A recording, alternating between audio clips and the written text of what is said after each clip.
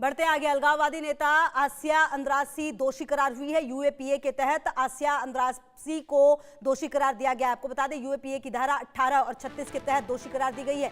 17 जनवरी को आसिया की सजा पर फैसला होगा। अप्रैल 2018 में गिरफ्तार की गई थी।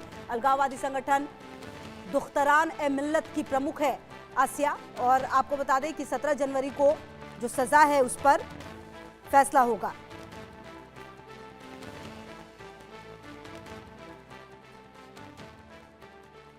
और संभव हमारे सहयोगी ज्यादा जानकारी के लिए हमारे साथ इसी खबर पर। संभव, अप्रैल 2018 में गिरफ्तार की गई थी, यूएपीए के मामले में दोषी करार दी गई है, क्या कुछ जानकारी मिल पा रही है?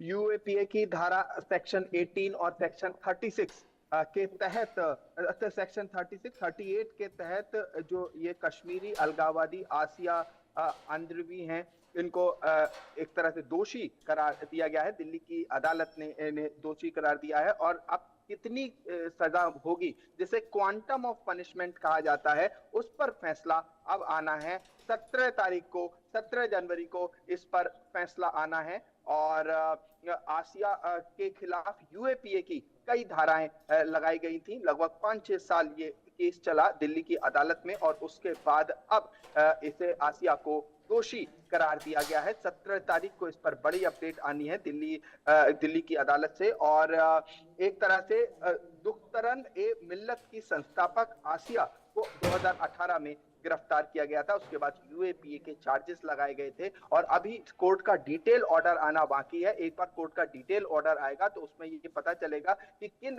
चार्जेस के बेसिस पर और किन बातों को ध्यान में रखते हुए कोर्ट ने आसिया को यहाँ पर दोषी ठहराया है। फिलहाल 17 तारीख को सजा की अवधि की क्वांटम ऑफ पनिशमेंट कितना दिया जाएगा, उस सजा की अवधि पर फैसला आना है। ये इस समय की लेटेस्ट अपडेट है दिल्ली की अदालत से, जहां कश्मीरी अलगाववादी आसिया को यूएपीए के मामले में दोषी ठहराया गया है। बिल्कुल। अच्छा संभव, जब इस तरह के मामले सामने आते हैं तो क्या लगता है कि सजा क्या मिल सकती है? और कहीं ना कहीं जिस तरीके से ये पूरी जांच रही, इस पूरे टाइमलाइन को भी अगर देखा जाए तो उसे किस तरीके से देख सकते हैं?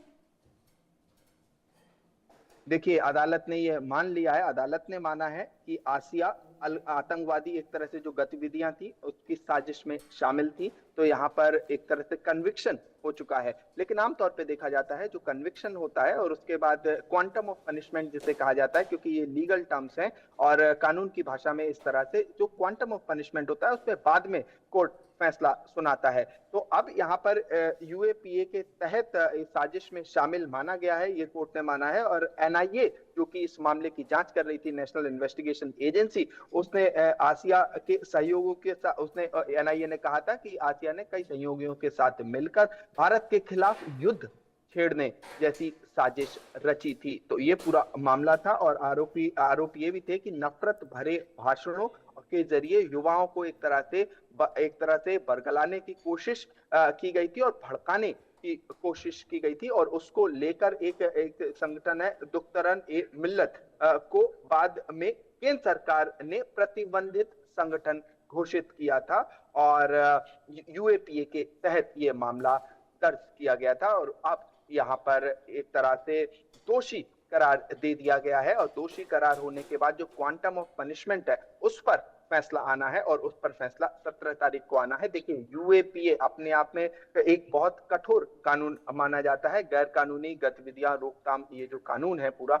अपने आप में एक स्ट्रिंजेंट प्रोविजन, इसके कठोर नियम माने जाते हैं। अब देखना ये महत्वपूर्ण होगा कि क्वांटम ऑफ पनिशमेंट क्या क्या देती है कोर्ट, क्योंकि यूएपीए के जो मामले हैं उसमें कन्विक्शन अपने आप में, क्योंकि यूएपीए के जो चार्जेस है वो आमतौर पे नहीं लग जाते किसी के ऊपर। यूएपीए एक गंभीर आरोप है यूएपीए के। और एनआईए जैसी ये देश की जो प्रीमियम इंस्टीट्यूशन है, वो जब जांच करती है किसी मामले की तो वो तह तक जाती है, जड़ तक जाती है। और देखिए, कोर्ट ने अब इसका कन्विक्शन किया है, देखना ये महत्वपूर्ण होगा। और देखिए, एक महत्वपूर्ण बात इसमें ये भी है कि यूएपीए जो ये एनआईए की अदालत होती है, आमतौर पर इसमें जो हियरिंग होती है एनआईए की कोर्ट में, वो इन कैमरा हियरिंग होती है। लेकिन जब ऑर्डर की कॉपी आएगी तो उसमें डिटेल में बताया जा सकता है कि ठीक है संभव, आप रहिए हमारे साथ। इसी बीच एक अहम जानकारी अपने दर्शकों को दे दें और वापस आपके पास आते हैं। कोलकाता से खबर आईपैक दफ्तर